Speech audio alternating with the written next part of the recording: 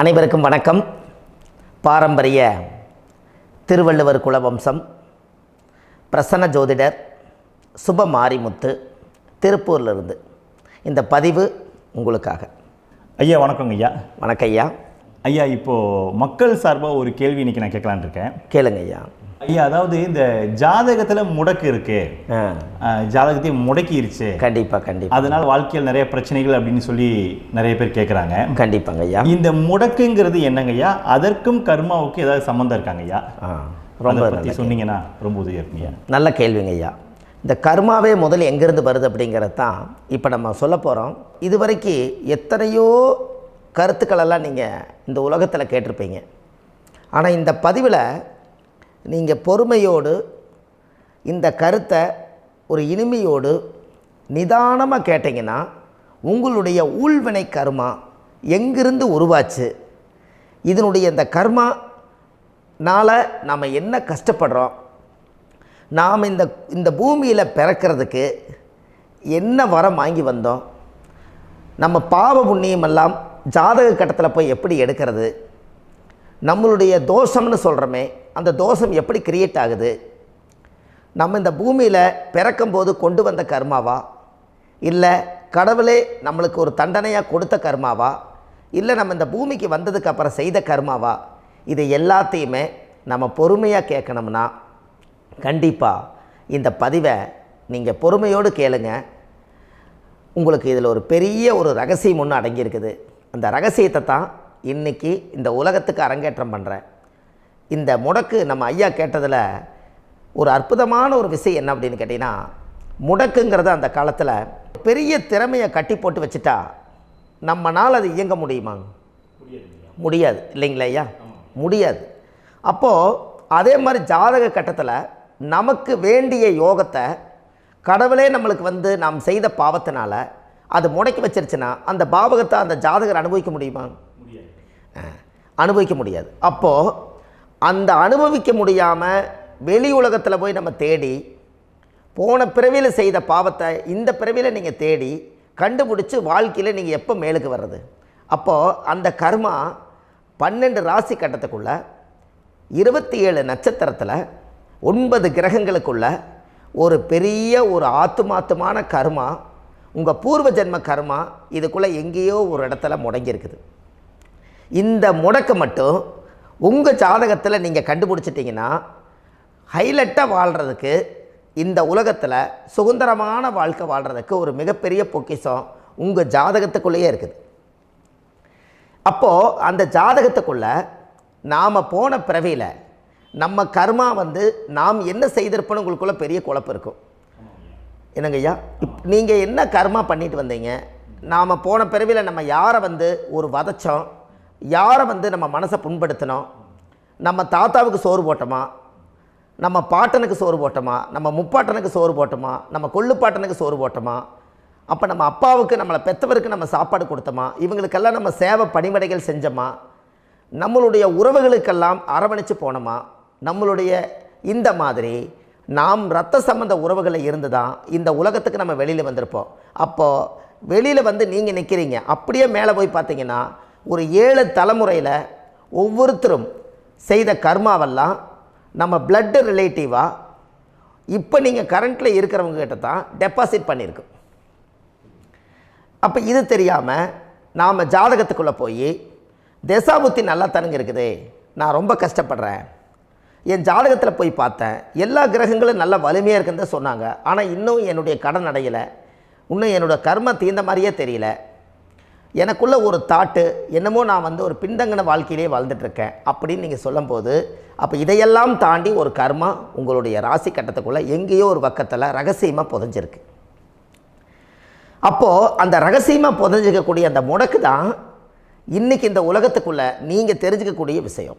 அப்போ அந்த முடக்குங்கிறது ஒன்று உண்மை. இந்த உலகத்துக்கு நம்மளை எல்லாத்துலேயும் நல்லா யோசிச்சு பாருங்கள். 12 ராசி கட்டம் இருக்குதுங்களா ஐயா? ஆமாங்க ஐயா. ஆனால் கிரகம் எத்தனை இருக்குதுங்க? 9 தான் இருக்குங்க ஐயா. ஆமாம், 12 ராசிக்கு 12 கட்டத்துக்கு 12 கிரகம் கொடுத்துருக்கலாமல்ல கடவுள். அப்போ ஏன் 3 கட்டத்தை மட்டும் எம்டி பண்ணி மீதி 9 கிரகத்தை வச்சுக்கிறாருன்னா, அப்போ நாம் செய்த 3 தலைமுறை கர்மாவுக்கு அது எந்த கட்டம் பிளாக் ஆகுதோ அந்த கட்டத்துக்குள்ளே ஏதோ ஒரு ரகசியம் இருக்கிறனால தானே எங்கேயோ ஒரு பக்கத்தில் நீங்கள் கண்டிப்பாக கர்மாவில் மாட்டுவீங்கிறது கடவுளே படைச்சு தானே இதை உருவாக்கியிருக்காரு. 12 ராசிக்கு 12 கட்டம் கொடுத்துருந்தா எங்கே நீங்கள் சுற்றி வந்தாலும் ஏதோ ஒரு வீட்டுக்குள்ளே போய் உட்காந்துக்கலாம். ஆனால் ஒரு வீடு சுத்தமாக இருக்குது, ஒரு வீட்டில் 4 கிரகம் இருக்குது, ஒரு வீட்டில் 3 கிரகம் இருக்குது, ஒரு வீட்டில் 5 கிரகம் இருக்குது, ஒரு 3 வீடு 4 வீடு காலியாக இருக்குது. அப்போ எங்கேயோ ஒரு ராசி கட்டத்துக்குள்ளேயே கடவுளுடைய கர்மா விளையாட்டு, அது ரகசிய விளையாட்டு தான். அப்போது இந்த இடத்துல தான் உங்கள் ஜாதகத்தில் முடக்கு இருக்குது. இந்த முடக்கை நீங்கள் எப்படியெல்லாம் அதை ஆராய்ச்சி பண்ணி கண்டுபிடிக்க முடியும் அப்படிங்கிற ஒரு விஷயத்தை தான் இன்றைக்கி நம்ம இந்த உலகத்துக்குள்ளே இதை நுழைக்க போகிறேன். இப்போ அப்பா செய்த பாவம்னு ஒன்று இருக்குமில்லங்க ஐயா, நம்ம அறியாத வயசில் தெரியாதில்ல, அப்பா செய்த பாவம்னு இருக்கும். அப்பாவுடைய சொத்து பிள்ளைக்குத்தானா, அப்பாவுடைய பாவம் பிள்ளைக்குத்தானே, என்னங்க ஐயா? சரி, அப்போ தாத்தா இருக்கிறாரு, தாத்தாவுடைய கர்மா உயிர் எங்கே எழுதி வைக்கிறாருங்க? அப்போது மகனை விட்டுறாரு. அப்போ தாத்தா மாதிரியே முகம் இருக்குது, தாத்தா மாதிரியே அவருடைய நடை உடை பாவனை இருக்குது, அவர் தாத்தாவுடைய ஜீனு தான் அப்படின்னு இவர் சொல்லும்போது, அப்போ தாத்தாவுடைய சொத்து பேரனுக்கு சொந்தம்னா தாத்தாவுடைய பாவம் எங்கே போகுங்க? Very good. அப்போ அப்போது இந்த கர்மா எப்படி டிரான்ஸ்ஃபர் ஆகுதுன்னு உங்களுக்கு தெரியுதா? அப்போ நீங்கள் போன பிறவியில் அந்த தாத்தாவுடைய பேரனை நீங்கள் பிறக்கிறதுக்கு கர்மம் உங்களை செயல்பட வச்சுருக்குது. அதனால் நீங்கள் தாத்தாங்கிறீங்க. அதனால் அந்த கௌரவமாக எங்கள் தாத்தா சம்பாரித்த சொத்து நான் தான் அனுபவிக்கணுங்கிற விதியை நீங்கள் உருவாக்கிறீங்க. அப்போது இந்த ஜாதகத்தில் அந்த ஊழ்வினை தோஷந்தான் ஏதோ ஒரு வழியில் உங்களை கர்மாவை செயல்படுத்துது. அதனால தான் இந்த ஜாதகத்தில் எந்த ஒரு முடக்கை எடுக்கிறதா இருந்தாலும் சூரியன் என்ற நட்சத்திரம் எதுவோ அந்த நட்சத்திரத்துக்கு எந்த வீடு முடக்காகுதோ அங்கே தான் உங்களுடைய கர்மா ஒளிஞ்சிருக்கும். இதுதான் உங்களுடைய பெரிய ஒரு பொக்கிஷமான ரகசியம். சரிங்க ஐயா, இப்போ இதில் நவகிரகங்கள் 9 இருக்கும்போது ஏன் சூரியனை மட்டும் நம்ம இதில் எடுத்துக்கணும்னு நீங்கள் சொல்கிறீங்க? நல்ல கேள்விங்க ஐயா. நீங்கள் கேட்டீங்க பார்த்தீங்களா, 9 நவகிரகம் இருக்கும்போது சூரியனை மட்டும், அந்த சூரியன் என்ற நட்சத்திரம் பிறக்கும்போது அந்த வீடு மட்டும் முடக்காகுன்னு நீங்கள் கேட்டீங்க இல்லையா? இதுதான் அற்புதமான கேள்வி. ஏன் அப்படின்னு கேட்டிங்கன்னா, சூரியன்னா அப்பாவோட உயிர் கரு போய் அம்மாவுடைய பனிக்கூடத்தில் கர்ப்பத்தில் வச்சு 10 மாதம் 300 நாள் சுமந்து நீங்கள் இந்த பூமிக்கு வெளியில் வரும்போது நீங்கள் என்ன பாவத்தை இவங்க விதைச்சாங்களோ அந்த கர்மாவை வாங்கிட்டு தான் நீங்கள் வெளியில் பிரசவமாகறீங்க. இதுதானே? அப்போ சூரியன் என்ற நட்சத்திரம், அந்த சூரியனுங்கிறது உயிர் கருவல்லவா, அப்பாவுடைய உயிரணுக்கள் அம்மாவுடைய கருவிக்குள்ளே போய் நாம் குழந்தை வடிவத்தில் இருந்து 300 நாள் பாவ உன்னித்த பதிவில் ஏட்டு எழுதி ஒரு ஜாதகத்தை கையில் கொடுத்து பிறந்த உடனே உங்களுக்கு ஒரு ஏட்டை பெரட்டி நீ இப்படித்தான் விதி, இனிமேல் இப்படித்தான் நீ வாழணும்னு சொல்லி உங்கள் கர்மாவை நீங்கள் கர்மாவோடு தானே வெளியில் பிறக்கிறீங்க. அப்போ சூரியன் என்ற நட்சத்திரம் தானே இந்த உலகத்துக்கு ஒரு பெரிய ஒரு மகத்துவம். இப்போ பாருங்கள், விடிய வரைக்கும் நம்ம முழிச்சிட்ருக்குறோம், காலையில் சூரிய உதயமானால் அவங்கவுங்க செயல்படுறோம். மீதி எல்லா கிரகங்களுக்குமே வெளிச்சத்தை கொடுக்கக்கூடிய சக்தி சூரியனுடைய பிம்ப ஒளிக்குத்தானே உண்டு, என்னங்க ஐயா?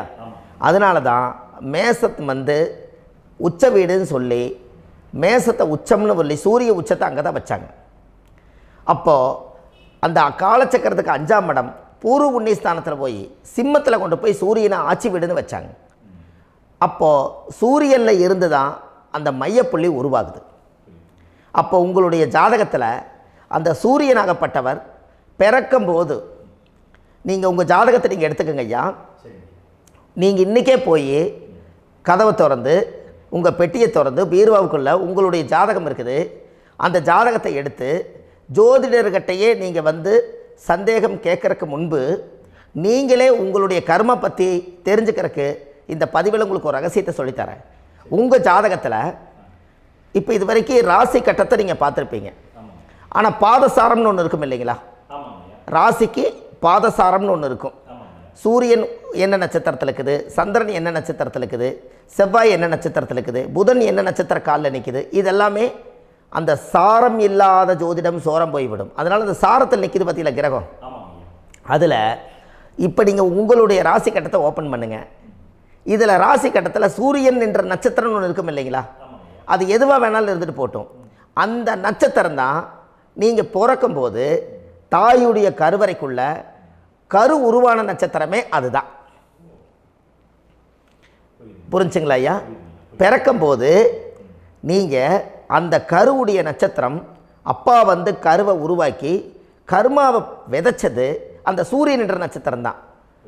அந்த வீட்டுக்கு தான் இந்த ராசி கட்டத்தில் உங்களுக்கு முடக்கு உருவாகுது. புரிஞ்சுங்களா ஐயா? அப்போது ஒரு ஜாதகத்தில் சூரியன் என்ற நட்சத்திரம் எதுவோ அதுதான் உங்களுடைய கர்மா நட்சத்திரம். இப்போ நம்ம பிறக்காதுக்கு முன்னாடி அப்பா கட்டத்தில் அந்த கர்மா டெபாசிட் ஆகிருக்கும். அதை ட்ரான்ஸ்ஃபர் எப்படி பண்ணுறாரு? அவருக்கு ஒரு கல்யாணம் வச்சு அவர் குடும்ப வாழ்க்கையில் வாழ்ந்து நம்மளோட உயிர் கருவை கொண்டு போய் ஊராம் பொண்ணை கல்யாணம் பண்ணி பொண்டாட்டின்னு எடுத்துக்கொண்டு அந்த பொண்டாட்டிங்கிற உரிமையாகி இவருடைய உயிர் கரு உருவாகி வாரிசுகள் வெளியில் வருது. அதானங்க ஐயா?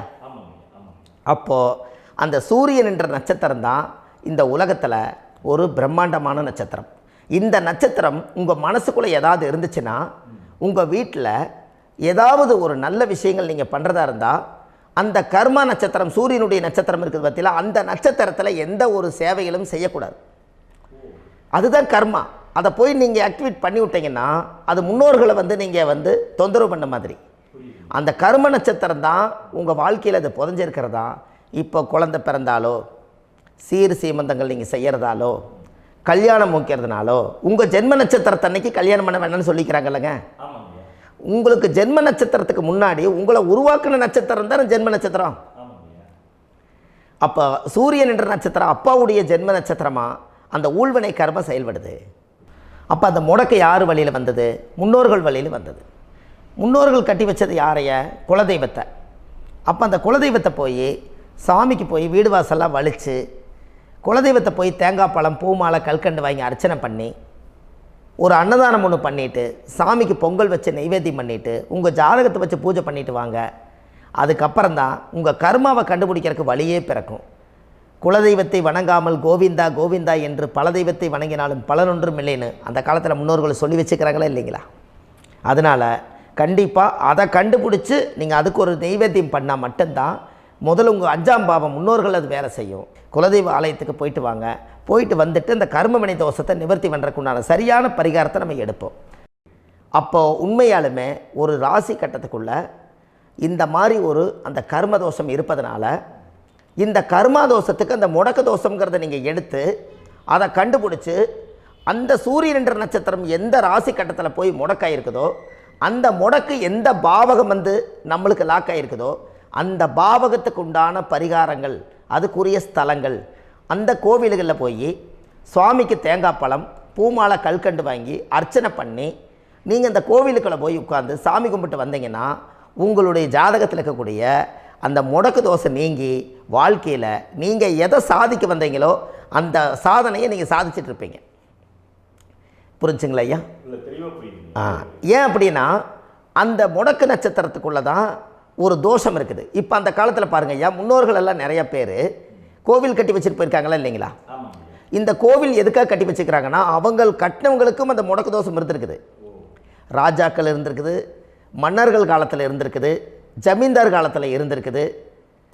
இப்போ அவங்களுடைய அமைப்புகள் எல்லாமே முன்னோர்கள் என்னமோ அறியாமல் தெரியாத தன்னடக்கம் இல்லாத ஒரு கர்மாவை இவங்க செஞ்சிட்டாலும் அதுக்குரிய பரிகார ஸ்தலங்களை கொண்டு போய் அந்த காலத்திலே ஜாதகம் பார்த்து நம்ம வந்து முன்னோர்களுடைய பாவத்தை நாம் செய்த பாவத்தையும் தீர்த்துட்டு நமக்கு கீழே அடுத்த சந்ததிகள் அடுத்த தலைமுறைகள் வந்தாலும் இந்த கோவில்களுக்கு வந்து விளக்கு போட்டு சாமி கும்பிட்டு இந்த மண்ணை மிதிச்சுட்டு போனால் அன்னையோடு அந்த கர்மா தீருங்கிறது அந்த காலத்திலேயே முடக்க தோஷ பரிகாரத்தை கோவில் வழியில் அந்த காலத்தை திசை திருப்பி வச்சுருக்காங்க.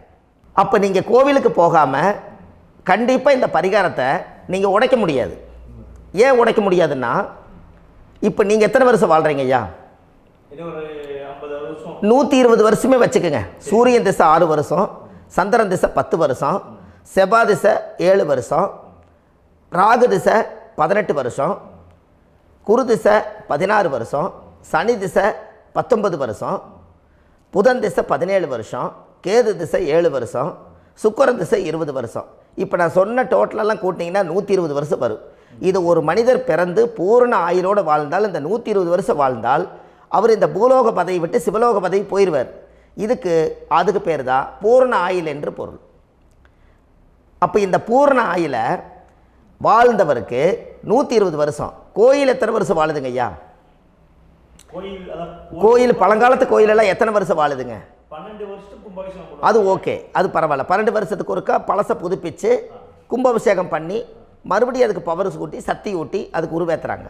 நான் சொல்கிறது கோயில் 5000 வருஷம் 4000 வருஷம் பெரிய பெரிய சித்தர்கள், மகான்கள், ரிஷிமார்கள், யோகிகள், சித்தர்கள் இவங்களெல்லாம் போய் கோவில்லையே சிவனையும் பெருமாளையும் வழிபாடு பட்டுட்டு கோவில்லையே ஒரு ஓரத்தில் ஜீவசமாதி ஆயிட்டாங்கன்னு பழைய கால கோயிலில் சித்தர்கள் குடியிருக்காங்களா இல்லைங்களா? இருக்காங்கல்லங்க ஐயா. அப்போது நாம் 120 வருஷம் வாழ்கிறோம், கோவில் 5000 வருஷம் வாழுது. எங்கே சக்தி அதிகமாக இருக்குன்னு சொல்லுங்க? கோவிலில் தாங்க ஐயா. கோயில் தான், அதில் ஒன்றும் மாற்றம் இல்லைங்களே. கோயில் தாங்க. அப்போ கோவிலில் தான் அந்த சக்தி இருக்குதுன்னு நீங்கள் சொல்கிறீங்க. அப்போ உங்களுடைய கர்மாவை உடைக்கிறதுக்கு 120 வருஷம் பெருசா 5000 வருஷம் பெருசான்னு சொல்லுங்கள்? 5000 தாங்க. அப்போ 5000 வருஷம் உள்ள அலைகள் வந்து எத்தனை அந்த சிவனுக்கு இப்போ சிவன் கோயிலே உங்களுக்கு முடக்கு தோஷத்துக்கு ஒரு கோயில் வருதுன்னு வச்சுக்கோங்க.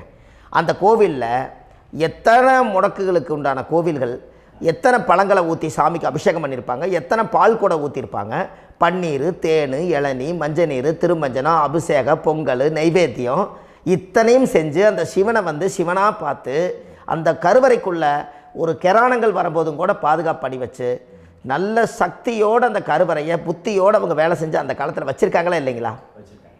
அப்போது நம்ம வீட்டை அவ்வளோ சுத்தமாக வச்சுருக்க முடியுமா? என்னதான் வாஸ்து இருந்தாலும் முடியாது இல்லைங்களா? அப்போது அவ்வளவு ஒரு பவர்ஃபுல்லான கோவில் அந்த முடக்கு தோஷத்துக்குள்ளே ரகசியமாக அந்த கோயில் அடங்கியிருக்குது. உங்கள் ஜாதகத்துக்குள்ளே உண்மையாலுமே ஊழ்வினை கோயில், கர்மவினை கோயில் அதுக்குள்ளே இருக்குது. அந்த ஜாதகத்தை கணிச்சு பார்த்தா கரெக்டாக உங்களுடைய ஜாதகத்தில் அப்பாவுடைய கருவறையிலேருந்து உயிர் உருவாகிற நேரத்தில் இருந்து இப்போ வரைக்கும் நீங்கள் கரண்ட்டில் வாழ வரைக்கும் அந்த கர்ம கூட வர்றதை ஒரே ஒரு இடத்துல போனால் மட்டும்தான் விட்டுட்டு வர முடியும். அது எந்த வீடு அப்படின்னு கேட்டால் உங்களுக்கு வந்து அப்பாவுடைய கர்மா வழியில் போய் அந்த கோவில் பழையகால கோயில், பழையகால தெய்வங்கள், அந்த கோவில் தான் உங்கள் ஜாதகத்துக்குள்ள ரகசியமாக இருக்கும். அது ஏன் இந்த பதிவில் உங்களால் சொல்ல முடியாது அப்படின்னா, இந்த பதிவில் ஏன் உங்க சொல்ல முடியாதுன்னா உங்கள் ஜாதகம் தெரியாமல் என்ன கோயிலை நீங்கள் சொல்லுவீங்க? இப்போ பொதுவாக ஒரு நட்சத்திரத்துக்கு ஏதோ ஒரு கோவிலை அவங்க சொல்லி நீங்கள் போயிட்டு வர்றீங்கன்னு வச்சுக்கோங்க. ஆனால் அது வேலை செய்யலைன்னா நம்மளுக்கு என்னங்க இவ்வளோ கஷ்டப்பட்டு போய் அதை பலனடையிலேன்னு கேள்வி கேட்டக்கூடாது. உங்கள் ஜாதகத்தை நீங்கள் கொண்டாங்க, உங்கள் டேட் ஆஃப் பர்த் டயத்தை போட்டு ஜாதகத்தை கணிச்சு நீங்கள் சூரியன் என்ற நட்சத்திரத்துக்கு உங்களுடைய கர்மவினை கோவில் யார், உங்களுடைய முடக்கு யார், ஊழ்வனை தோஷத்துக்கு உண்டானவர் யார், தாய் வழி கர்மா யார், தந்தை வழி கர்மா எது, நீங்கள் பிறக்கும்போது வந்த கர்மா என்ன, இது எல்லாம் கணிக்காமல் பொதுவாக ஒரு கோயிலில் போய் நீங்கள் பாட்டுக்கு சாமி கும்பிட்டு வந்தால் பலன் எப்படி கிடைக்கும்? கண்டிப்பாக கிடைக்காதுங்க ஐயா. என்னங்க ஐயா? அது தெரிஞ்சு பண்ணாதான் சரியா? ஒரு டாக்டர்கிட்ட போகிறீங்க, என்னை அப்படியே ஸ்கேன் பண்ணி ஒரே ஒரு மாத்திரை கொடுங்கன்னு கேட்டால் டாக்டர் கொடுப்பாருங்களா? அவர் என்ன பிரச்சனை இருக்குதோ அதை முதல்ல கண்டுபிடிச்சி ஸ்கேன் பண்ணி பார்த்து ரிப்போர்ட் எடுத்து அது மூலியமாக தான் கொஞ்சம் எடுத்து ஐயா உங்களுக்கு இந்த பிரச்சனை, இதுக்கு தீர்வுக்கு இதுக்குண்டான மெடிசன், இது இப்படித்தான் சாப்பிடணும்னு அது முறையாக சொல்லி அந்த உயிர் வாழ வைக்கிறாரு டாக்டர். அவர் ஒரு தெய்வ வடிவத்தில். கரெக்டுங்களா ஐயா? அப்போ உங்களோட கர்மா எங்கே செயல்படுது அப்படின்னா இந்த முடக்க நீங்கள் இந்த பதிவில் தெரிஞ்சுக்கங்க. அதுக்குரிய நட்சத்திரம் என்னன்னு தெரிஞ்சு வச்சுங்க. உங்கள் ஜாதகத்தில் சூரியன் என்ற நட்சத்திரத்தை எடுத்துக்கங்க. அந்த வீட்டுக்கு முடக்க இந்த பதிவில் எந்த வீடு லாக் ஆகிருக்குதுங்கிறத நான் உங்களுக்கு இந்த வீட்டில் சொல்கிறேன். அந்த வீட்டு நீங்கள் பாருங்கள், உங்களுடைய லக்கணத்துக்கு அது எந்த வீடு. இப்போ லக்கணத்துக்கு ஒரு 7வது வீடுன்னே வச்சுக்கோங்க.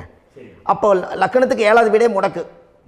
அப்படி ஒரு முடக்கு ஆகிப்போச்சுன்னா ஒரு ஜாதகத்தில் லக்கணம் தான் 1, 7ஆம் இடம்ங்கிறது மனைவி ஸ்தானம். ஒரு ஆணுடைய ஜாதகத்துக்கு 7ஆம் இடம் தான் மனைவி. அவருக்கு நல்ல மனைவி அமையாமல் ஆடம்பரம் இருந்தும் வீடு அரண்மனை மாதிரி இருந்தும் அந்த மனைவியை ஒரு சந்தோஷமாக அவர் அனுபவிக்க முடியாது. புரிஞ்சுங்களா ஐயா? சந்தோஷமாக அனுபவிக்க முடியாது. ஏன் அப்படி? 7ஆம் இடத்துல தான் அவரோட கர்மா உட்கார்ந்துருக்குது. கரெக்டாக சொன்னீங்க. 7ஆம் இடத்துல தான் அந்த கர்மா உட்கார்ந்துருக்குது.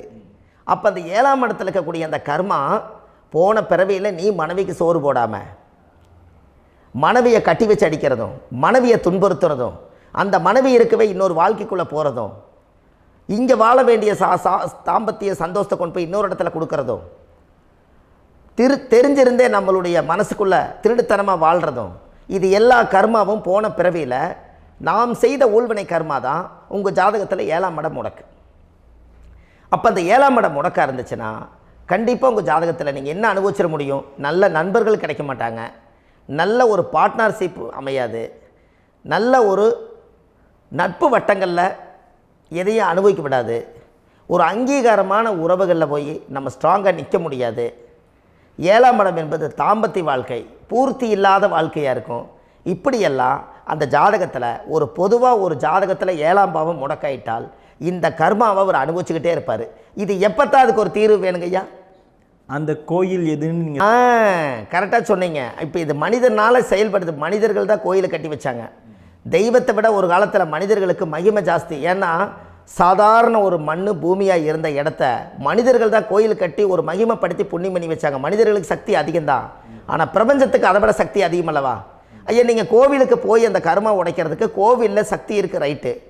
ஆனால் நம்ம வீட்டுக்கும் கோயிலுக்கும் ஒரு மிகப்பெரிய தொடர்பு என்னென்னா, அந்த கோயில் கட்டுறவங்க எல்லாமே பழைய காலத்து கோயிலெல்லாம் பாருங்கள், பஞ்சபூதத்தை வச்சு கட்டியிருப்பாங்க. பஞ்சபூதத்தை வச்சு தான் கட்டுவாங்க கோயில். அது உங்களுக்கு தெரியணும் இல்லைங்களா? பஞ்சபூதம்னா நீர், நெருப்பு, காற்று, பூமி, ஆகாயம். இந்த பஞ்சபூதத்தினுடைய சக்திகள் எல்லாம் ஒரே நேர்கோட்டுக்கு என்னைக்கு வருதோ அன்னைக்கு தான் அந்த கோவிலுடைய பாலக்கால் போட்டு 1000-2000 வருஷம் நிலச்சி நிற்கிறது. காரணம், இந்த பிரபஞ்சத்தில் பஞ்சபூதம் எப்படி நிலச்சி நிற்குதோ அதுபோல் 5000 வருஷம் நிற்கிறதுக்கு அந்த பஞ்சபூத சக்தி வச்சு தான் சாமி சிலையை பிரதிஷ்டை பண்ணி வச்சுருப்பாங்க. அதனால தான் இந்த கோயில்கள் எல்லாம் 5000 வருஷமாயும் எத்தனையோ கிராணங்களை எல்லாம் தப்பிச்சிருக்கிறதுக்கு காரணம். அப்பேற்பட்ட புண்ணிய ஸ்தலம் உங்களுக்கு எதுன்னு தெரியணும் அல்லவா? என்னங்க ஐயா? அப்பேற்பட்ட புண்ணிய ஸ்தலம் உங்களுக்கு எதுன்னு தெரிஞ்சால் தானே நீங்கள் போய் செய்ய முடியும், இல்லாட்டி கண்டிப்பாக தெரியாது. அப்போ இந்த முடக்கு தோஷத்தை கடவுள்கிட்ட கொண்டு போய் ஒப்படைக்கணும். நாம் பிறக்கும் போது கொண்டு வந்த கர்மாவை நாம் இருக்கும் காலத்தில் கொண்டு போய் இந்த கர்மாவை சுத்தப்படுத்தி, நீங்கள் பாவ ஆத்மாவை இந்த பூமியில் பிறந்து பூலோகத்தில் எல்லா புண்ணியத்தையும் செஞ்சுட்டு இந்த பூலோகத்தை விட்டு நீங்கள் போகும்போது புனித ஆத்மாவாக போகணுன்னா உங்கள் கர்மாவை கொண்டுட்டு போகாதீங்க, கர்மாவை நிவர்த்தி செய்யுங்க. என்னங்க ஐயா? அப்போ கர்மாவை சுத்தப்படுத்துங்க. கர்மாவை சுத்தப்படுத்திட்டு உங்களுக்கு பிறக்கிற குழந்தைகளுக்கு அந்த கர்மாவை டிரான்ஸ்ஃபர் பண்ணாமல் உங்களோட நில் பண்ணுங்க. ஒரு உதாரணம் சொல்லட்டுங்களா ஐயா? ஒரு காந்தம் ஒன்று இருக்குது இல்லைங்களா? ஒரு காந்தம்ங்கிறது ஒரு தாத்தாவாக வச்சுக்கோங்க. ஒரு இரும்பை கொண்டு போய் வச்சா ஒட்டு மோட்டாதா? அப்போ ஒட்டுனோடனே காந்தம்ங்கிறது தாத்தா, அவருக்கு பிறந்த வாரிசுக்கு அந்த கர்ம டிரான்ஸ்ஃபர் ஆயிருமா? சரி, இன்னொரு இரும்பை கொண்டு போய் வைங்க, ஒட்டு மோட்டாதா? அப்போ அது பேரனுக்கு வைங்க, பேரனுக்கு வந்துருச்சு அந்த கர்மா. இன்னொரு இரும்பை கொண்டு போய் வைங்க, அந்த காந்தத்துக்கு நேர் இன்னொன்று வைங்க, ஒட்டு மோட்டாதா? அப்போ அதை கொண்டு போய் நம்ம கொள்ளு பேரனுக்கு வைங்க. இப்படியே டிரான்ஸ்ஃபர் ஆகி தலைமுறையாக இந்த கர்மா தொடர்ந்துக்கிட்டே இருக்குது. இந்த இடத்துல கொண்டு போய் காந்தத்துக்கு இரும்பு ஒட்டிகிட்டே இருக்குதுல்ல, இந்த இடத்துல ஒரு மரக்கட்டை செஞ்சு கொண்டு போய் கரெக்டாக வச்சுக்கினே போட்டுமா? அந்த மரக்கட்டையை கொண்டு போய் வைக்கிறவர் யார்? மரக்கட்டை வச்சுட்டு அடுத்த வாரிசு புனிதமாக பிறந்துட்டு அந்த மேலே இருக்கிற கர்மாலாம் இந்த அடுத்த இதுக்கு வராதில்ல. இதுதாங்க ஐயா கர்மா. தொடர்ந்து வரக்கூடிய கர்மாவை அதை நில் பண்ணணுங்கிறதுக்கு பேர் தான் இந்த உதாரணத்தை சொன்னவங்களுக்கு. அப்போ நாம் இந்த பூலோகத்தில் நம்ம ஒரு தாயுடைய கருவறையில் இருந்து தொப்புள் கொடி அறுக்கும் நேரம் நாம் என்ன கர்மாவை வாங்கி வந்திருந்தாலும் அதையெல்லாம் ஆராய்ச்சி செய்து ஜாதகத்தில் முழுமையாக கண்டுபிடிச்சி ஒரு காலம் இல்லைனாலும் ஒரு காலம் நம்ம நல்லா இருக்கிறதுக்காக, நம்ம வாரிசுகள் எல்லாம் நலமடைஞ்சு வளமடைஞ்சு வர்றதுக்காக இந்த கர்மா தோஷத்தை கரெக்டாக கண்டுபிடிச்சி சரியான கோவிலுக்கு போய் நீங்கள் கர்மாவை நிவர்த்தி பண்ணி அங்கே பூஜை புனஸ்தானங்கள், சகசரநாம பூஜைகள், ஓமங்கள், வழிபாடுகள் இதெல்லாம் நீங்கள் செஞ்சு உங்களுடைய பாவத்தை எல்லாம் கழித்து உங்கள் ஜாதகத்தவே யோகமாக மாற்ற முடியும். கண்டிப்பாக மாற்ற முடியும். ஏன்னா நம்ம யாரை நம்பி செய்கிறோம்? சரியான கடவுள்கிட்ட வழிகாமிக்க போகிறோம். அப்போ கடவுள் பொய்யாயிருவாரா? ஐயா நம்ம அதாவது அந்த காலத்தை சொல்லுவாங்க, சத்தியுள்ள சாமி கும்பிட்டு புத்தி உள்ள உள்ளே பெக்கணும்னு சொன்னாங்க. 16 வதபதன்னு பெக்கலை, எல்லாம் அறிவோடு பெற்றாங்க. அதனால் எல்லாமே தாய் தந்தைகள் பேச்சை கேட்டாங்க. அன்றைக்கி எல்லாருமே தாய் தந்தைகளுக்கு தூணாக நின்னாங்க. அப்போ அந்த காலத்தில் சத்தியுள்ள சாமி கும்பிட்டு புத்தி உள்ள உள்ளே பெக்கணும்னு சொல்லி அன்றைக்கி அறிவோடு பெற்று இந்த கர்மாவை ஆளுக்கு ஒரு கர்மாவை டிரான்ஸ்ஃபரை பிரித்து எல்லாரும் சுத்தப்படுத்தினாங்க. இன்றைக்கி நம்ம ஒரு குழந்தை 2 குழந்தை பெற்று வச்சுருக்கோம். அவங்களுக்கே இவ்வளவு கர்மா வந்துருச்சுன்னா இந்த குழந்தைகளுக்கு என்னைக்கு இந்த கர்மாவை போய் கண்டுபிடிச்சி நீங்கள் எப்போ சரி பண்ணுவீங்கன்னு. அப்போ இந்த வாழ்க்கையில் ஏதோ ஒரு பிரபஞ்ச சக்தி நம்மளை அறியாமல் என்னமோ ஒரு இயக்கத்தில் கொண்டு போய் விட்டுருச்சுங்களா? அப்போ இனிமேலாவது இந்த கர்மாவில் இருந்து கண்டிப்பாக நம்ம நிவர்த்தி ஆகணும்னு சொன்னால் இந்த முடக்கு தோஷத்தை யாரெல்லாம் கண்டுபிடிச்சி இந்த ஊழ்வினை கர்மாவில் இருந்து நாம் கருவறையில் சுமக்கும் போது 10 மாதம் நீங்களாம் என்னென்ன நினச்சிருப்பீங்க? அதாவது கருவறைக்குள்ள கருப்பாக ஒரு பிண்டம் இடப்பக்கம் கிடக்கையில் இந்த பூமிக்கு வரும்போது நீங்கள் என்னென்ன நினச்சிருப்பீங்க?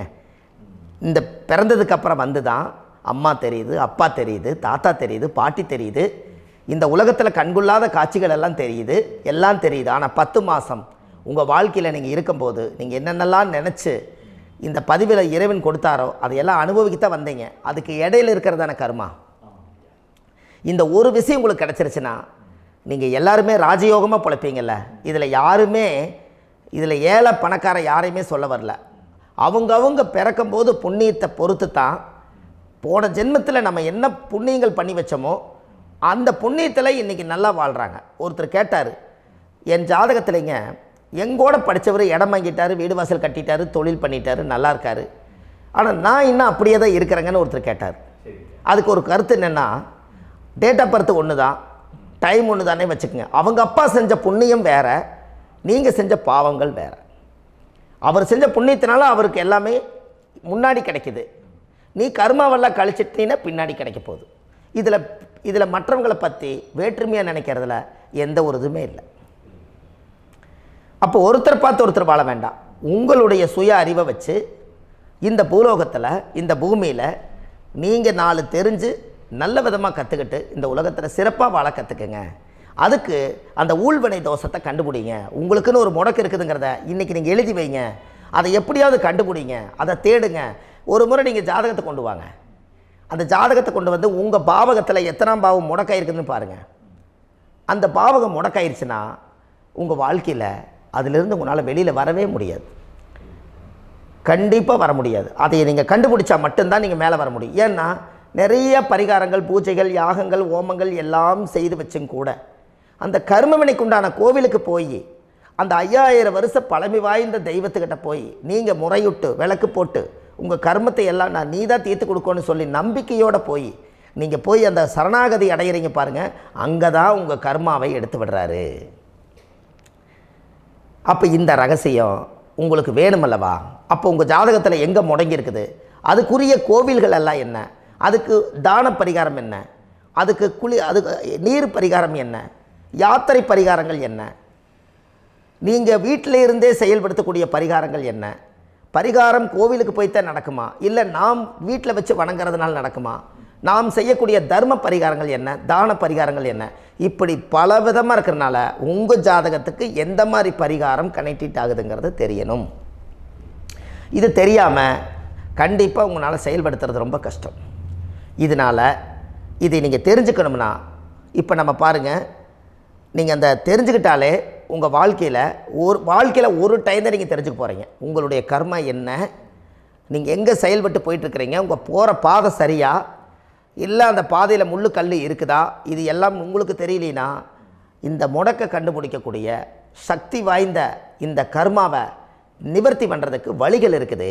அதனால் நீங்கள் கண்டிப்பாக இந்த முடக்கை தெரிஞ்சுக்கணும். இந்த முடக்கு ராசினா என்ன உண்மையாலுமே உங்கள் வாழ்க்கையில் நீங்கள் தெரிஞ்சு இனிமேல் உங்கள் வாழ்க்கையில் இதுவரையிலும் கர்மாவுக்குள்ளேயே கஷ்டப்பட்டீங்க, வழி தெரியாமல் கண்ணை கட்டி காட்டில் விட்ட மாதிரி இருந்தீங்க. இனி அப்படி இருக்க வேண்டாம். உங்கள் ஜாதகத்தில் 12 ராசி கட்டத்தில் 9 கிரகம் போகும், மீனி 3 கிரகம், 3 கட்டம் உங்களுக்கு எங்கேயோ ஒரு பக்கத்தில் 3 கட்டம் எம்டியாக தான் இருக்கும். கரெக்டுங்களா? அது இல்லாமல் ஒரு ஜாதகம் பிறக்காது. ஏன்னா 9 கிரகத்துக்கு 9 கணக்கு போட்டால் 3 கட்டம் எம்டியாக தான் நிற்குது. அந்த கட்டத்துக்குள்ளே எந்த நட்சத்திரத்தில், எந்த சாரத்தில், எத்தனாவது டிகிரியில், எத்தனாவது பாதசாரத்தில், எத்தனை வெகுளையில், எத்தனை செகண்டுக்குள்ளே இந்த கர்மா உள்ளே புகுந்து உங்களை செயல்படுத்துதுங்கிறத கண்டிப்பாக உங்கள் ஜாதகத்தை கொடுங்க. பார்த்து இந்த விஷயத்தை சொல்கிறேன், நீங்கள் அந்த இடத்துக்கு போய் நிவர்த்தி பண்ணிவிட்டு உங்கள் வாழ்க்கையில் கொஞ்சம் காலம் வாழ போகிறீங்க. பாருங்கள், பிறந்ததுலேருந்து 20 வருஷத்துக்குள்ளே இளமையாக வாழ்கிறீங்க, குழந்தையாக வாழ்கிறீங்க. 20லேருந்து 40 வயசுக்குள்ளே தான் உங்களுக்கு ஒரு பொண்ணை பார்த்து கல்யாணம் பண்ணி ஒரு கரு உருவாக்குறீங்க. அதுக்கப்புறம் 40லேருந்து 60க்குள்ளே குழந்தை பெற்று கடமை முடிச்சிடுறீங்க. 60 வயசுக்கு மேலே ரிட்டையர்ட் ஆகிடுறீங்க. இந்த 20க்கும் 60க்கும் இல்லாத 20லேருந்து இந்த 40 வயசுக்குள்ளே உங்களோட தேடல் என்னவோ அது வாழ வேண்டிய சுகபோகமான வாழ்க்கை எல்லாமே அந்த 40க்குள்ளே தான் இருக்குது. இந்த 40க்குள்ளே இருக்கக்கூடிய வாழ்க்கையை இந்த கர்மா தெரியாமல் காலத்தை வீணாக்க வேண்டாம். வாழ வேண்டிய வயசில் நீங்கள் வாழணும். அதுக்குரிய கர்மாவை நீங்கள் சுத்தப்படுத்துங்க. எப்படியெல்லாம் நீங்கள் சந்தோஷமாக வாழ்கிறீங்கன்னு எனக்கு ஒரு தகவல் கொடுங்க. வேறு லெவலில் நீங்கள் இருப்பீங்க.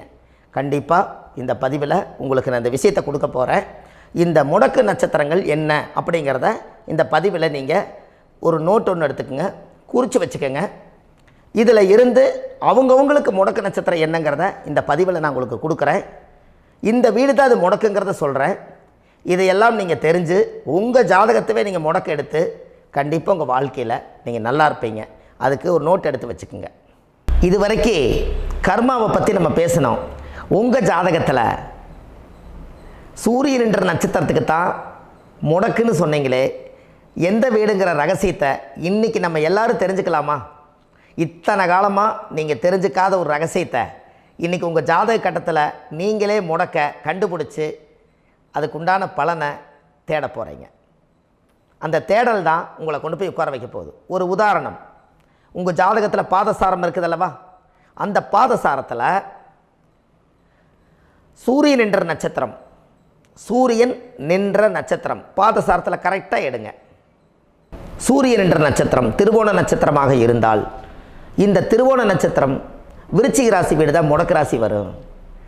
இந்த முடக்கு ராசினால் உங்கள் வாழ்க்கையில் நிறைய குழப்பங்கள் ஏற்படும். மனசு ஒரு நிலையில் நிற்காது. அதே போல் குடும்பத்துக்குள்ளே என்ன பண்ணுறதுனே தெரியாது. நம்ம எந்த பாதையில் போயிட்டு இருக்கிறன்னு நம்மளுக்கு தெரியாது. அண்ணன் தம்பி உறவுகள் எல்லாம் நிலைக்குமா நிலைக்காதா? அக்கா தங்கச்சிகள்லாம் நம்மளுக்கு நிலைப்பாங்களா நிலைக்க மாட்டாங்களா? நம்மளுடைய அத்தை வர்க்கங்கள் மாமா வர்க்கமெல்லாம் ஒரு காலத்தில் நிறைய ஒன்று சேர்ந்து பாண்டவர் பூமி மாதிரி வாழ்ந்த வாழ்க்கை இன்றைக்கி எல்லாமே பட்டு போச்சேன்னு நினச்சி கவலையில் இருப்பீங்க. அப்போ இதுக்கு எல்லாமே காசு வந்த வேலையிலே பாசம் வந்து கூடலையே, பாசம் வந்த வேலையிலே காசு வந்து சேரலையேங்கிற மாதிரி ஒரு காலத்தில் காசு இல்லாத காலத்தில் பாசம் இருந்தது. இன்றைக்கி அது எங்கே போச்சுன்னே தெரியாமல் நீங்கள் ஏங்கிட்டு இருப்பீங்க. கண்டிப்பாக இதுக்கெல்லாம் ஒரு முடிவு கிடைக்கிறதுக்கு தான் உங்களுக்கு முடக்கு ராசி உங்களோட கர்மா தோஷத்தை கண்டிப்பாக நிவர்த்தி பண்ணி கொடுக்கும். கண்டிப்பாக ஜாதகத்தை கொடுங்க, பார்த்து சொல்கிறேன்.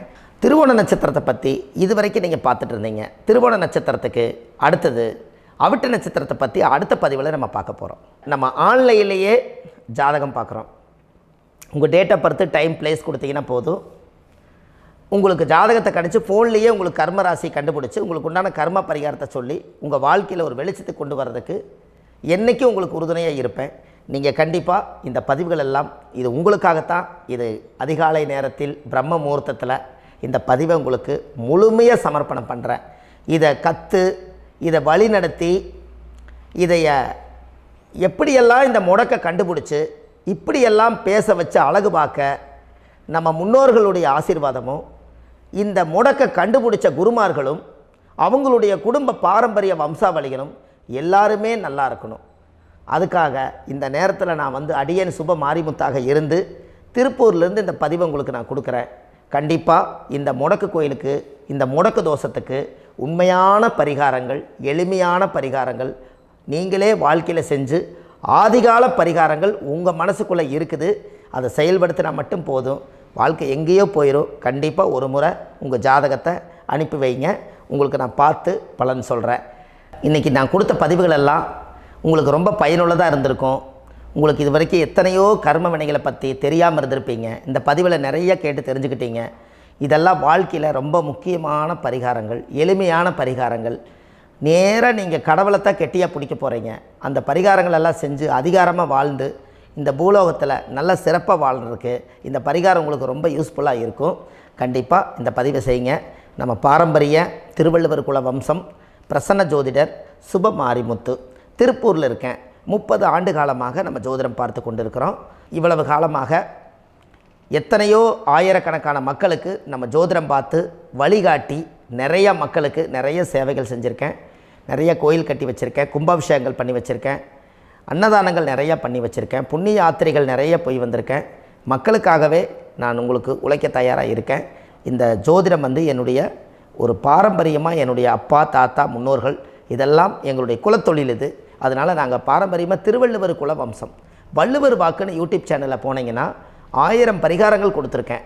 அதுவும் உங்களுக்கு ரொம்ப யூஸ்ஃபுல்லாக இருக்கும். வள்ளுவர் வாக்கு அப்படின்னு போடுங்க, அப்படி இல்லைன்னா சுப மாரிமுத்துன்னு போடுங்க. இதில் பரிகாரங்கள் நிறையா கொடுத்துருப்பேன். கண்டிப்பாக இதெல்லாம் நீங்கள் சந்தித்து நீங்கள் ஒரு சப்ஸ்கிரைப் பண்ணி வச்சுக்கோங்க. நான் போடக்கூடிய பதிவுகள் எல்லாமே உங்களுக்கு நோட்டிஃபிகேஷனை வந்துடும். அதனால் நீங்கள் ஒரு சப்ஸ்கிரைப் பண்ணி வச்சுக்கோங்க.